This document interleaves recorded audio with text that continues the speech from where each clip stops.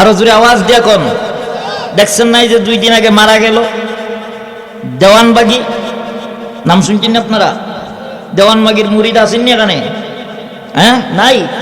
আরে কি কয় আমার ভাইরা, এই যে দেওয়ানবাগি 2 দিন আগে মারা গেল, এমন জীবন তুমি করো হে গঠন, মরিলে হাসিবে তুমি কাঁদিবে ভুবন।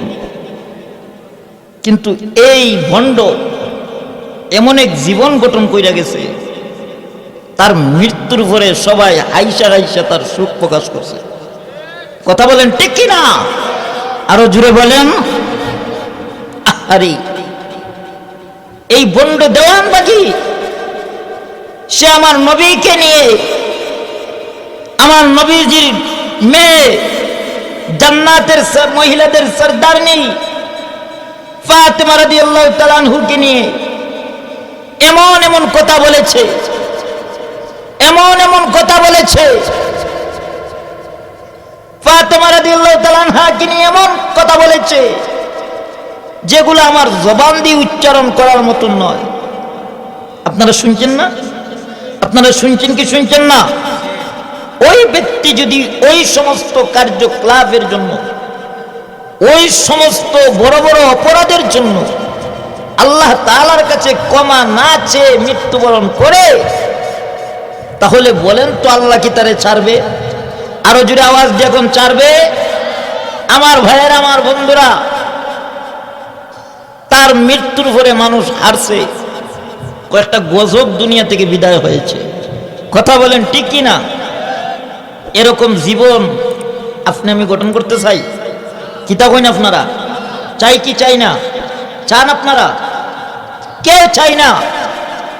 আমরা এমন ভাবে একটা জীবন গঠন করতে চাই যে আমি দুনিয়া থেকে চলে যাওয়ার পরে আমার জন্য এই পৃথিবীবাসী কান্না করবে। দেখেন, এই 2020 সালে আমাদের আকাবিররা আমাদেরকে ছেড়ে ছেড়ে চলে গেছেন। কথা বলেন ঠিক কিনা?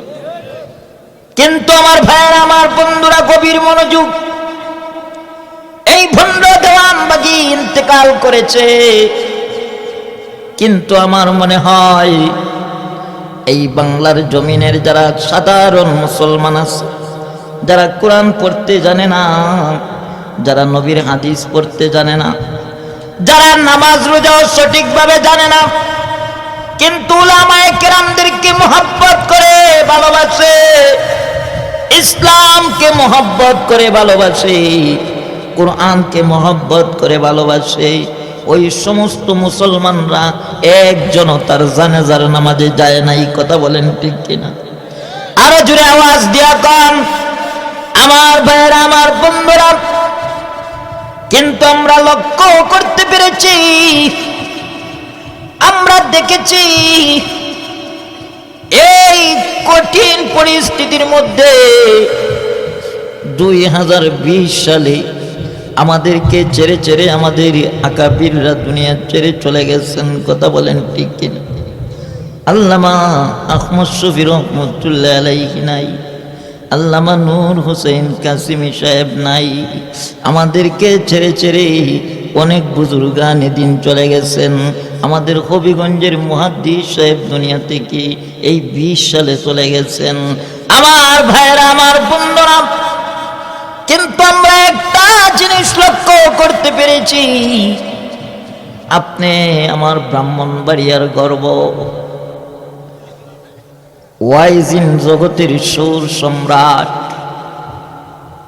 একজন আধ্যাত্মিক রাহবার, যার কণ্ঠে বয়ান শোনার জন্য হাজার হাজার মানুষ পাগল ছিল, যার কণ্ঠকে ধরে ধরে, যার বয়ান ফলো করে করে আমার মতন হাজার হাজার বক্তা হয়েছে, ওই ব্যক্তি হলেন আল্লামা হাফেজ জুবায়ের আহমদ আনসারী রহমতুল্লাহ আলাইহি।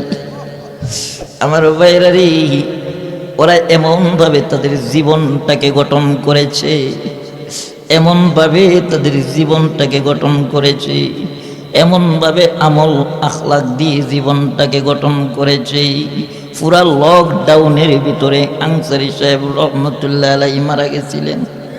কথা বলেন ঠিক কিনা? একটু আওয়াজ দিয়া বলেন। আমার ভাইয়েরা, আমি যতটুকু জানি উলামায়ে কেরামরা বলে দিয়েছে আনসারী সাহেবের জানাজা সাধারণভাবে হবে, কারণ লকডাউনে বিশাল আকারে জানাজা হবে না। তারপরেও ওনার ভক্তরা রাতারাতি লক্ষ লক্ষ মানুষ জমায়েত হয়ে গেছে। কথা বলেন ঠিক?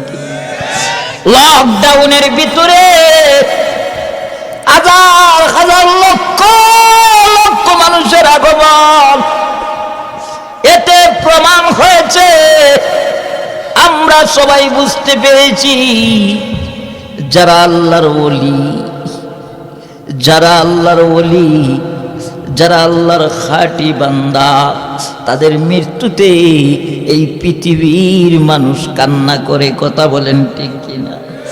আমার ভাইয়েরা, তাদেরকে কোনো বাধা আটকায় রাখতে পারে না। লকডাউনের ভিতরে লক্ষ লক্ষ মানুষ জানে যায়। আমার ভাইয়েরা, কিছুদিন আগে উলামায়ে কেরামদের রাহবার আল্লামা নূর হোসেন কাসেমী রহমাতুল্লাহ আলাইহি মারা গেলেন। জাতীয় ঈদগাহ ময়দানে জানাজার নামাজ হবে ঘোষণা হয়েছে, কিন্তু সরকারিভাবে পারমিশন দেওয়া হয় নাই, যার কারণে জাতীয় ঈদগাহে ময়দানে জানাজা হয় নাই।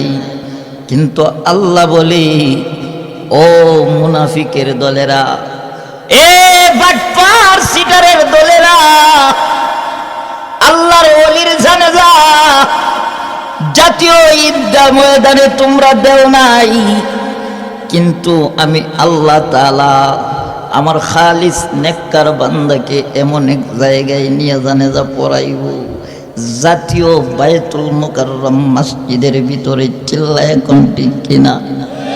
আমার ভাইয়েরা, আমার বন্ধুরা, জাতীয় ঈদগাহ হয় নাই, কিন্তু আল্লাহ তাআলা তার প্রিয় বান্দার লাশটাকে জাতীয় মসজিদ বাইতুল মুকাররমের ভিতরে ঢুকায়া জানাজা পড়াইছে। চিল্লায় কোন আল্লাহু আকবার, আরো জোরে আওয়াজ দিয়া কোন আল্লাহু আকবার। হুজুরের পরবর্তী ওয়াজ আসিতেছে আমাদের ইউটিউব চ্যানেলে, তাই সাবস্ক্রাইব করে সাথেই থাকুন।